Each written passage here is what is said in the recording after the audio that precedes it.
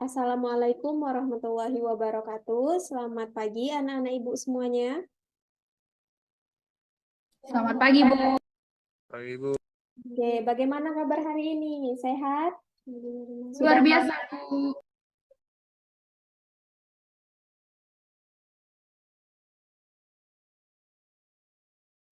Baiklah, sebelum itu Ibu ambil absensi dulu ya. Audia Rahma, Yulisa, Hadir, Bu. Ovi, Hadir, Bu. Agustina, Andre Christian Munte, Hadir, Bu. Angelita Ronoli. Hadir, Bu. Oke, baiklah. Untuk memulai pembelajaran kita, langkah lebih baiknya kita berdoa dulu. Nah, Ibu mau salah satu dari siswa-siswa Ibu yang baik dan ganteng ini, cantik, agar dapat memimpin doa kepada Sri Agustina.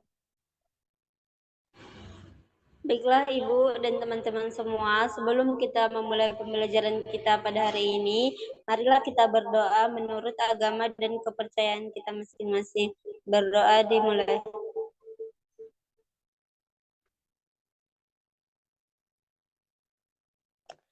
Berdoa selesai.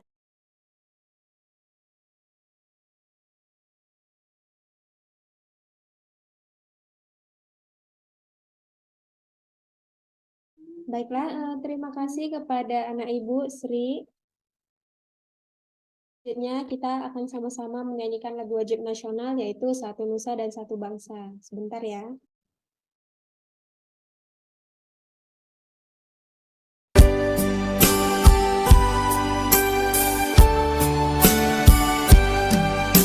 Satu nusa, satu bangsa, satu bahasa kita. Tanah air pasti jaya untuk selama-lamanya. Indonesia pusaka, Indonesia tercinta, nusa bangsa dan bahasa kita bela bersama. Baiklah, kan pembelajaran yang akan kita pelajari pada hari ini yaitu letak geografis Indonesia. Sebelumnya, Ibu akan menyampaikan tujuan dari pembelajaran kita. Nah, yang pertama itu tujuannya,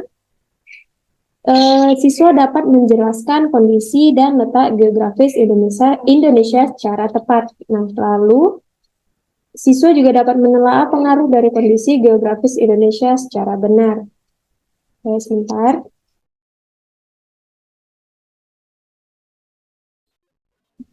Nah, Ibu akan menampilkan sebuah PPT atau materi tentang karakteristik geografis Indonesia sebagai negara maritim dan agraris serta pengaruhnya terhadap kehidupan ekonomi, sosial, budaya, komunikasi, serta transportasi. Nah, yang pertama, letak geografis Indonesia. Coba ada yang bisa bantu Ibu untuk membaca teks yang ada di Zoom? Ibu minta tolong kepada Ovi. Baik, Bu. Letak geografis Indonesia. Nah, letak geografis Indonesia adalah berada di antara dua samudra, yaitu Samudra Hindia dan Samudra Pasifik. Baik, terima kasih kepada Ovi. Nah, betul ya jawaban dari yang Ovi jelaskan tadi, yang Ovi bacakan. Letak geografis Indonesia sendiri terletak di antara dua benua dan dua samudra. Nah, benuanya itu ada benua Asia dan benua Australia. Bisa dilihat pada gambar yang ada pada layar masing-masing. Kelihatan kan benua Asia yang mana? Kelihatan, Bu. Kemudian benua Australia ada di bawah Indonesia atau di selatannya Indonesia. Nah, selanjutnya ada samudra, Samudra Hindia serta Samudra Pasifik. Oke.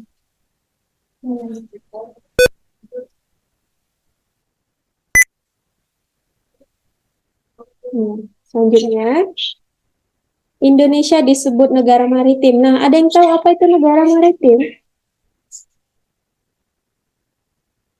Coba. Karena memiliki wilayah perairan yang luas. Jawaban dari Ovi benar ya. Coba dilihat gambar yang ada di samping. Kalau kita lihat kebanyakan atau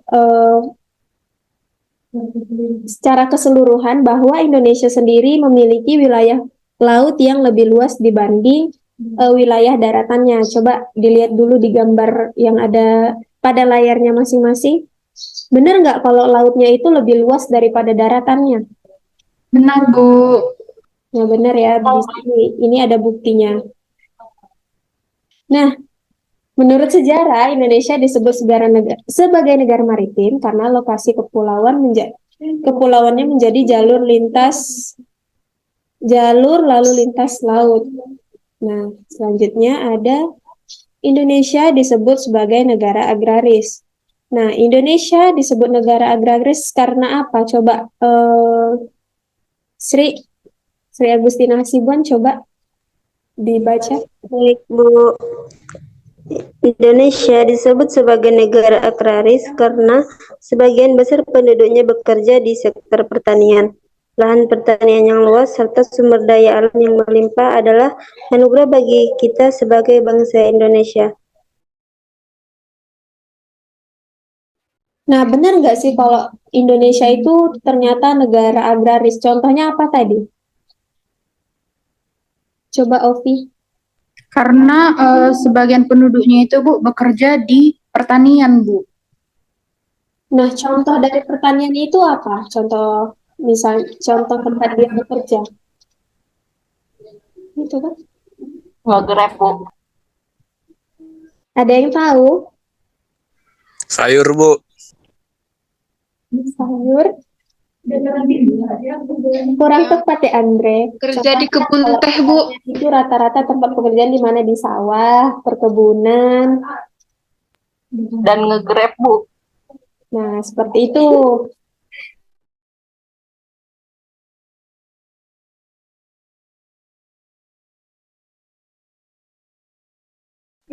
Selanjutnya ada karakteristik geografis Indonesia sebagai negara maritim.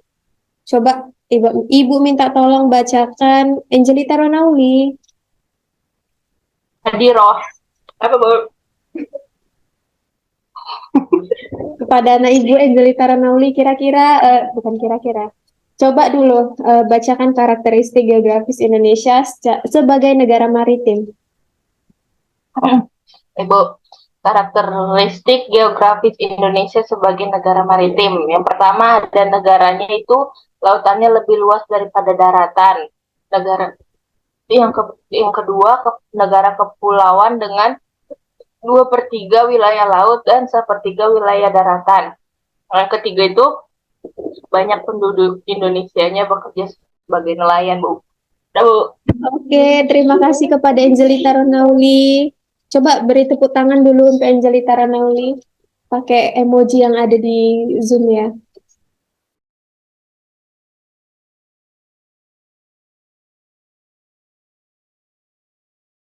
Nah, selanjutnya ada karakteristik geografis Indonesia sebagai negara agraris. Coba Ibu minta Yulisa untuk membacakannya, Yulisa. Baik, Bu. Karakteristik geografis Indonesia sebagai negara agraris. Yang pertama, dengan penunjang perekonomian adalah sektor pertanian. Yang kedua, negara dengan lahan yang sangat luas dengan keanekaragaman hayati. Yang ketiga, penduduknya banyak yang bercocok tanam atau bertani. Yang kelima, mempunyai keanekaragaman hayati dan sumber daya alam yang tinggi, Bu. Oke, terima kasih kepada Yulisa. Nah, berarti dapat kita pahami bahwa karakteristik geografis Indonesia sebagai negara agraris yang pertama tadi dengan penunjang perekonomian yaitu sektor pertanian. Nah, lalu luas lahan yang sangat luas dengan keanekaragaman hayati. Nah, rata-rata penduduknya juga banyak yang bercocok tanam atau bertani, lalu mempunyai keanekaragaman hayati dan sumber daya alam yang tinggi. Oke, selanjutnya ada pengaruh letak geografis Indonesia. Nah, yang pertama ada dari sektor ekonomi dan sektor sosial. Nah, sebagai negara maritim, masyarakat Indonesia cenderung memiliki mata pencarian sebagai nelayan karena dekat dengan perairan. Lalu dari sektor sosialnya, yang pertama menjadi jalur perdagangan dunia. Nah, lalu wisata bahari yang indah, banyak tuh ya wisata bahari yang indah, contohnya kayak pantai, danau. Nah, selanjutnya ada memiliki banyak jenis ikan. Ikan laut, ikan sungai, ikan danau, semua ada ya. Kemudian memiliki sumber bahan mineral dan energi. Mineral contohnya kayak batu bara. Nah, energi banyak ya contohnya bisa nanti kita cari sama-sama. Kemudian pertukaran informasi dan berbagai negara. Nah, kemudian dari sektor budaya. Nah, dari sektor budaya wilayah Indonesia sendiri terdiri dari ribuan pulau. Nah, karena dilatar belakangi oleh banyaknya pulau yang ada di Indonesia, makanya banyak keanekaragaman bahasa, suku, agama, dan kebudayaan daerah. Contohnya di Sumatera Utara sendiri, bukan hanya ada Batak, bukan Batak itu bukan cuma Batak gitu doang, kayak ada Batak Toba, Simalungun, Karo, ada Melayu juga, dan lain-lain. Nah, selanjutnya ada komunikasi, kemampuan bahasa asing yang dapat memudahkan bangsa Indonesia untuk berkomunikasi dengan bahasa asing. Nah, kemudian ada transportasi. Nah, transportasi ini yaitu untuk bisa berpindah tempat antar pulau. Maka dibangunlah sarana dan prasarana transportasi sebagai upaya memberikan kemudahan melakukan perjalanan. Oke, sudah habis ya. Nah, selanjutnya Ibu akan menampilkan sebuah LKPD. Nah, Ibu mau nanti masing-masing siswa menjawab LKPD yang Ibu berikan. Ada soal-soal yang akan Ibu berikan di situ. Sebentar ya. Bisa dilihat? Bisa, Bu. Bisa. Bu. Di matanya sehat ya. Oke, bagus.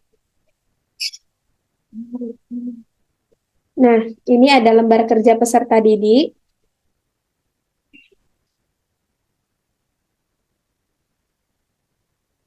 Nah, petunjuk kegiatan untuk mengerjakan LKPD yang akan Ibu berikan nanti yang pertama, bacalah perintah dari setiap kegiatan. Nah, yang kedua, jawablah pertanyaan pada tempat yang tersedia, lalu kerjakan sesuai dengan perintah kegiatan dengan baik dan benar. Nah, di bagian ayo mengamati ada pengaruh kondisi geografis bangsa Indonesia sebagai negara maritim terhadap kehidupan ekonomi dan sosial masyarakatnya. Coba kepada Angelina Gladys Manihuruk, coba dibaca, Nak.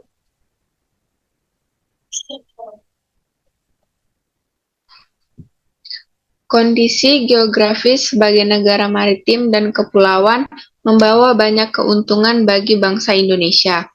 Wilayah laut Indonesia yang sangat luas telah diakui secara internasional sebagai negara maritim yang ditetapkan dalam UNCLOS pada tahun 1982. Hal ini berarti bangsa Indonesia diberi kewenangan untuk memanfaatkan potensi sumber daya laut.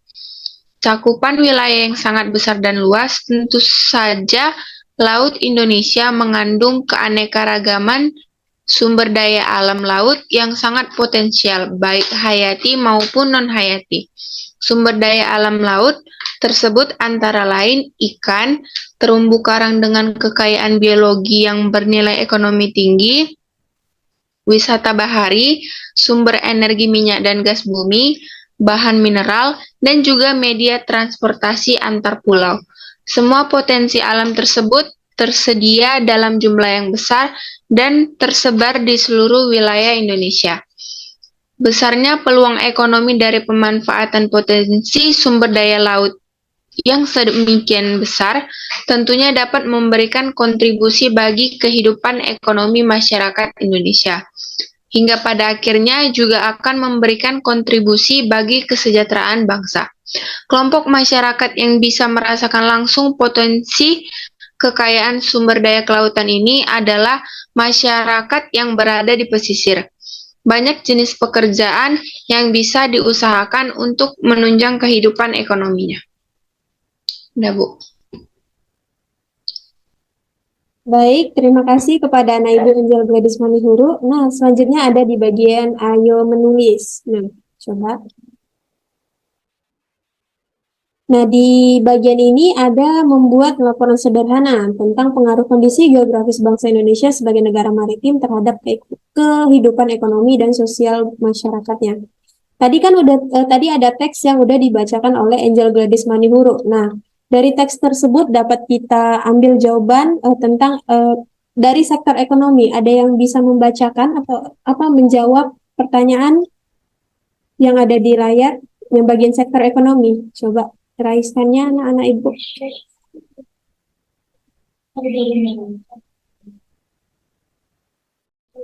Coba Sri Agustina Sibuan bacakan.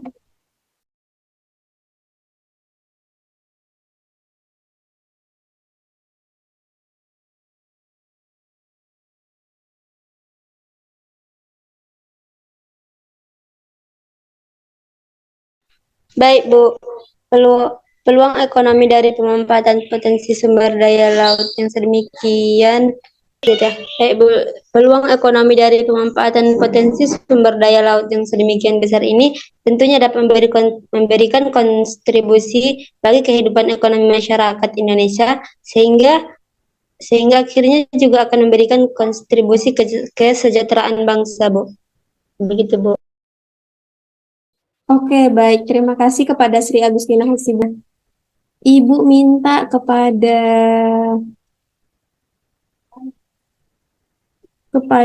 Ovi untuk membacakannya. Yaitu cakupan wilayah yang sangat besar dan luas. Tentu saja Laut Indonesia mengandung keanekaragaman sumber daya alam laut yang sangat potensial. Nah, baik hayati maupun non-hayati. Nah, sumber daya alam laut tersebut antara lain ikan, terumbu karang, dengan kekayaan biologi yang bernilai ekonomi tinggi, wisata bahari, sumber energi minyak dan gas bumi, bahan mineral, dan juga media transportasi antar pulau. Nah, semua potensi alam tersebut tersedia dalam jumlah yang besar dan tersebar di seluruh wilayah Indonesia. Oke, baik. Terima kasih kepada Ovi. Selanjutnya, setelah kita menjawab pertanyaan tadi tentang pengaruh geografis bangsa Indonesia sebagai negara maritim terhadap kehidupan ekonomi dan sosial masyarakat. Nah, selanjutnya ada di bagian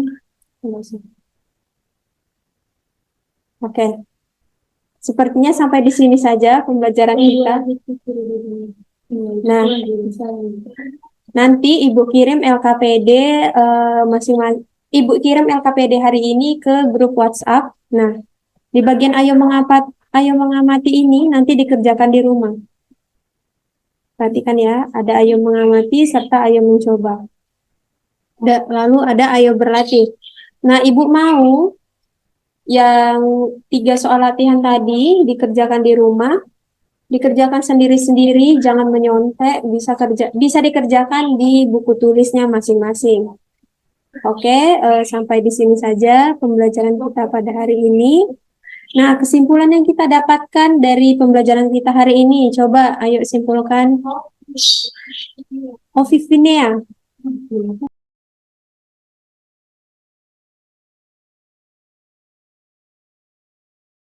Baik, Bu. Jadi yang dapat saya simpulkan dari pembelajaran hari ini,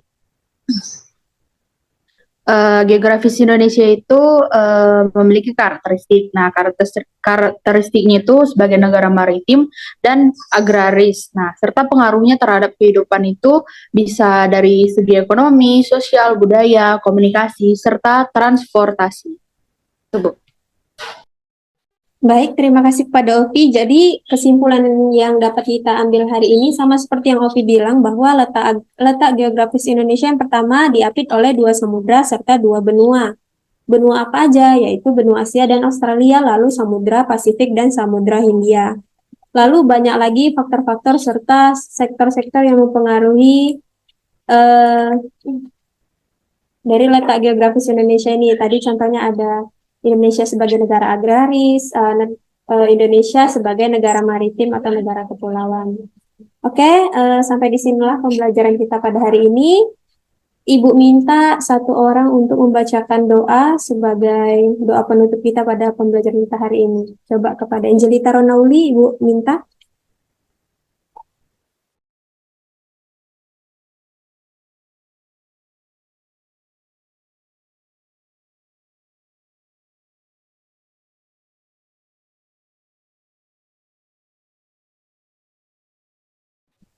Angelita. Baik, Bu.